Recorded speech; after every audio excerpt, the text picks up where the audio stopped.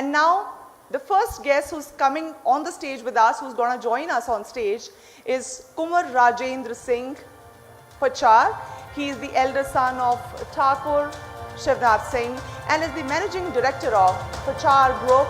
As a professional, he has always been abreast with the latest technology and development in infrastructure and provides comprehensive solution in projects to all the valued customers which are at par with the international standards, complemented with an organized and relationship-based work culture.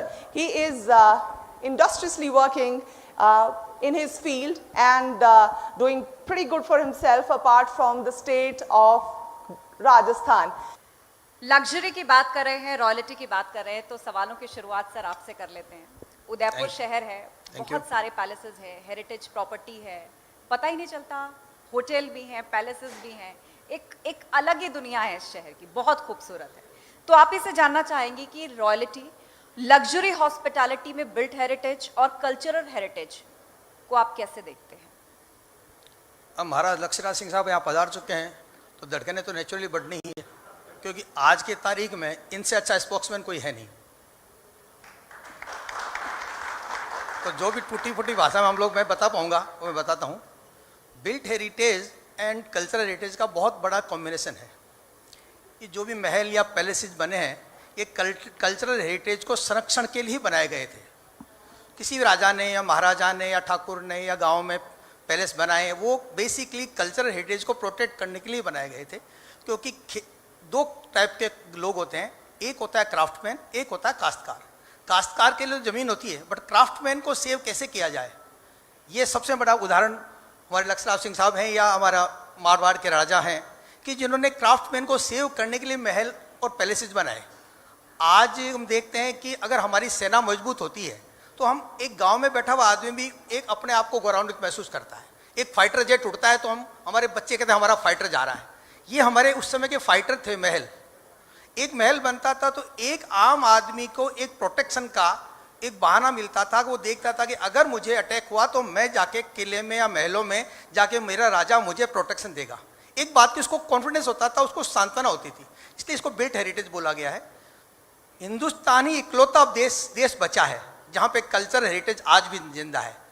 चाहे Egypt ले लें, Greek ले लें, Persia ले लें, China ले लें और इंडिया ले लें, 6-7 सिविलाइजेशन एक साथ चालू हुई थी। लेकिन आज इस बात की हमें खुशी है और आज मैं इस महल से इस बात को बोल रहा हूँ कि कल्चरल हेरिटेज केवल हिंदुस्तान में बची है और सबसे बड़ा उदाहरण हमारा यह महल है, जिन्होंने कल्चर को बचा के रखा हुआ है। आज हिंदुस्तान में चाहे हरियाणा है, हरियाणा में बहुत बड़ा कल्चर था बट धीरे धीरे खत्म हो गया, वहाँ केवल एग्रीकल्चर बच गया। और इसका सारा श्रेय हमारे राजा महाराजाओं को जाता है कि उन्होंने कल्चर को बचा के रखा। थोड़े दिनों पुरानी बात है, करीबन 6-7 साल पे इसी महल में हमारा हेरिटेज का कन्वेंशन हमारा लक्ष्यराज सिंह साहब ने किया था। यहाँ बाहर अरविंद सिंह साहब का महल है, वहाँ शाम को 4 बजे कुछ लोग म्यूजिक बजा रहे थे। मैंने पूछा कि यहाँ महल के म्यूजिशियन के आसपास कोई नहीं है, ये किस लिए म्यूजिक बजा रहे हैं? तो मुझे जवाब मिला कि हिज हाइनेस के श्री जी के उठने का टाइम है, उनको जगाने के लिए कहा जा रहा है। बात जगाने की नहीं है, जग तो वो मोबाइल से भी जग सकते थे, अलार्म से जगते थे, लेकिन उस क्राफ्टमैन को सेव करना है, उस हेरिटेज को बचाना है, इसलिए वो म्यूजिशियन वहाँ म्यूजिक बजा रहा है। आज की तारीख में इंडिपेंडेंस इंडिया में बिल्ट हेरिटेज को बचाने के लिए तो बहुत बड़ी लोग, गवर्नमेंट भी काम कर रही है, प्राइवेट पार्टिसिपेशंस भी काम कर रहे हैं और हम महलों वाले भी काम कर रहे हैं। बस कल्चरल हेरिटेज को बचाने के लिए कोई गवर्नमेंट स्कीम्स नहीं है, केवल कुछ चुनिंदा लोग इस कल्चरल हेरिटेज को बचाने में लगे हुए हैं। गांव और डिटेल में सर मैं आपसे जानूंगी कि इस हेरिटेज को आपने किस तरह बचाया है और क्या क्या एफर्ट्स आपने किए हैं, लेकिन मुद्रिका भी हमारे साथ है। यही रॉयल्टी, यही थीम आज लोग अपनी वेडिंग में एक्सपेक्ट करते हैं। डेस्टिनेशन वेडिंग का ज़माना है, लोग थीम लग्जरी चाहते हैं, कैसे डिफाइन करेंगे आप? See, luxury is an amalgamation of everything that we find, touch, feel, which makes us happy. It is the preservation of our culture, जैसे rightly बोला कि बहुत हर घर में, हर सेक्टर में नहीं, हर स्टेट में नहीं बोलूँगी मैं, हर घर में डिफरेंट ट्रेडिशंस हैं, डिफरेंट कल्चर्स हैं, डिफरेंट रस्में हैं और उनको इनकलकेट करके जो सेरेमनी बनती है, जिसके लिए एक ब्राइड और एक फैमिली पूरी जिंदगी एक ड्रीम करती है, जैसे ही घर में बेटी पैदा होती है तो वो ड्रीम चालू हो जाती है माँ बाप की. And even for that matter, even for the bride, she starts thinking from day one, as soon as she gets that sense that okay, yes, you know, I will get married one day.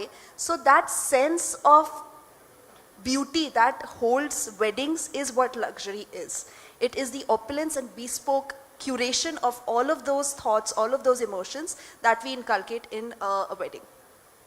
Sir modern hotels भी हैं, वो भी luxury offer करते हैं, लेकिन जो ये cultural heritage hotels हैं ये कैसे डिफरेंट हैं और क्या खासियत है इसकी? लग्जरी का महत्व बड़ा लंबा है. लग्जरी गांव में एक पीपल के पेड़ के नीचे जाके सोना भी लग्जरी है, कि उसके मन की खुशी कहाँ है.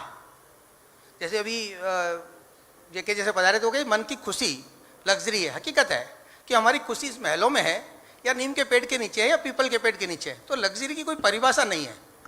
आपने ये कपड़े पहन रखे आपके लिए लग्जरी है, मेरी वाइफ ने साड़ी पहन रखी है उनके लिए वो लग्जरी है, किसी के लिए पोशाक पहन कर वो लग्जरी है. तो कपड़े या महलों में रहना ये लग्जरी नहीं है.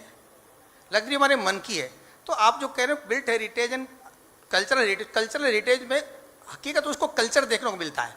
आज फतेह प्रकाश में आके हमने ये क्यों करी, ऐसे कन्वेंशन हॉल तो इससे भी बढ़िया बढ़िया कन्वेंशन हॉल है, क्योंकि ये कल्चर के साथ है. इसलिए आज हमको कहने में, हमको ये इवेंट करने में अच्छा लग रहा है कि हम कल्चर के बीच में बैठे हुए हैं.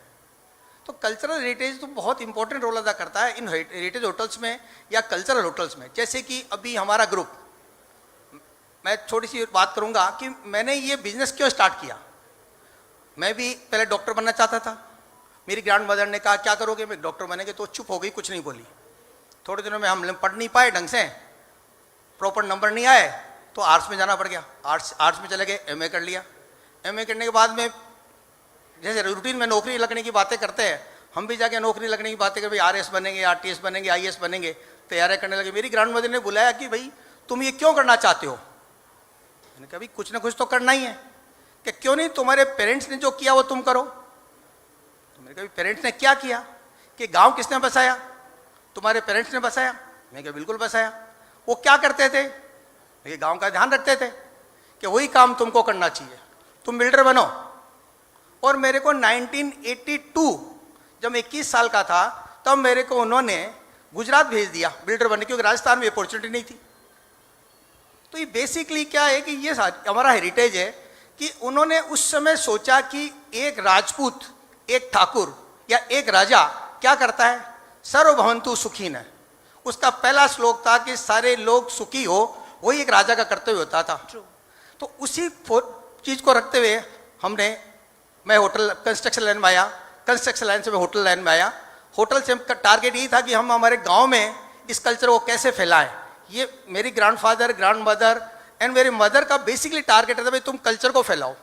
आज मेरी मदर बहुत ज़्यादा कल्चरली बेस करती है, चाहे शादियाँ हो, चाहे रिचुअल्स हो, रीति रिवाज हो. बिल्कुल, और आज बहुत खूबसूरती से आपने उसको जिंदा रखा है. हम देख पा रहे हैं इस चीज को. बिल्कुल. आज हमारी शादियाँ देखेंगे तो आप देखेंगे कि कितने रिचुअल्स हम लोग करते हैं. 15 दिन की शादियाँ होती है, लोग कहते हैं टाइम फिजूल है. टाइम फिजूल नहीं है, वो एक समाज में पैसा डाइवर्ट हो रहा है. लोग शादियों में पैसा खर्च करने को खराब बोलते हैं, लेकिन वो खराब नहीं है. वो एक समाज के हर पल के हर आदमी तक वो पैसा डाइवर्ट होता है. सर, हॉस्पिटैलिटी इंडस्ट्री में अगर कल्चरल होटल्स को कंबाइन कर दिया जाए तो क्या लोकल इकोनॉमी में कोई फर्क पड़ता है, लोगों के लाइफस्टाइल में? बिल्कुल. आज जैसे हमारा ग्रुप कल्चरल होटल्स ही बना रहा है, हम लोगों ने कल्चरल होटल को ही बेस किया है. हम सबसे पहले हमारे गांव में हमने होटल चालू की, देन हमने जयपुर में राजाधिराज अचरोल के साथ में जॉइंट वेंचर किया, देन हमने आराम बाग एंड आराम महल के नाम से चेन बनाई. आराम बाग एंड आराम महल टोटल कल्चर बेस्ड होटल्स है. ये हेरिटेज नहीं है, ये कल्चर बेस्ड होटल है, जहाँ केवल आपको कल्चर ही दिखता है, हिस्ट्री दिखती है, टाइम दिखता है. 3000 BC से लेके 500 BC तक के पीरियड को हमने डिपिक्ट किया है उदयपुर में.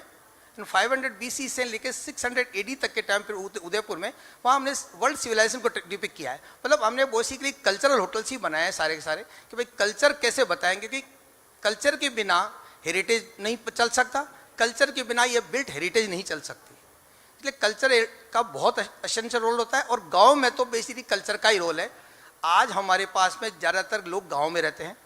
अगर हम ये हेरिटेज होटल्स के माध्यम से या कल्चरल होटल के माध्यम से अगर हम रूरल हेरिटेज होटल्स खोलते हैं, होटल्स खोलते हैं, तो लोगों को एनवायरनमेंट वहीं मिलने लग जाएगा, कामकाज वहीं मिलने लग जाएगा. वो जयपुर में पलायन नहीं करेंगे, जोधपुर नहीं आएंगे, उदयपुर नहीं आएंगे, शहरों में नहीं आएंगे, तो आज हमारी इंफ्रास्ट्रक्चर कुछ कितनी बचेगी। तो और हमारा एक युवक जो शहर से आता है, झोपड़पट्टी में रहता है, छोटे मकान में रहता है, वहाँ वो फ्रेश एयर में रह सकता है।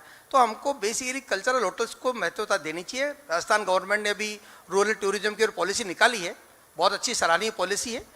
अगर इस टाइप की पॉलिसी को ध्यान रख के कल्चरल होटल्स बनाई जाए तो मेरे हिसाब से हमारे गांव के लिए, हमारे लोगों के लिए, हमारे यूथ के लिए बड़ा ही उत्साहजनक काम होगा। और हमारा जो क्राफ्ट जो धीरे धीरे खत्म हो रहा है, चाहे म्यूजिक को ले ले, कुजीन्स को ले ले, कस्टम्स को ले ले, रीति रिवाज को ले ले, या फैशन को ले ले, ये सारा धीरे धीरे खत्म हो रहा है। क्योंकि धीरे धीरे आज जो पहले म्यूजिक बजता था, आज पूरा डीजे ने ले लिया कमांड, पूरा डीजे चला गया है जी।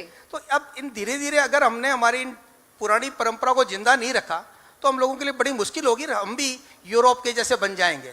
इसलिए बिल्कुल बिल्कुल, और कल्चर हमारा सबसे बड़ा ट्रेजर है। तो चलिए, आप दोनों से बात करके एक चीज तो समझ में आई कि कल्चर अपने आप में इतना बड़ा खजाना है, कैसे रॉयल्टी उसको संभाल रही है, और यही जिम्मेदारी लोगों की भी और आम आदमी की भी है। वो सभ्यताएं, वो सिविलाइजेशंस खत्म हो गई जिन्होंने अपने कल्चर को नहीं बचाया। बहुत बहुत धन्यवाद। Thank you. Thank you.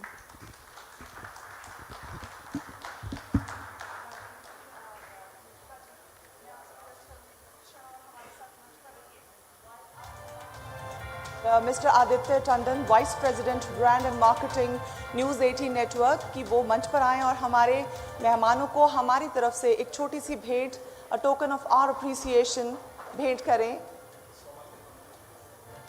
बहुत बहुत शुक्रिया हमारे साथ इस वंडरफुल कॉन्वर्सेशन को शेयर करने के लिए।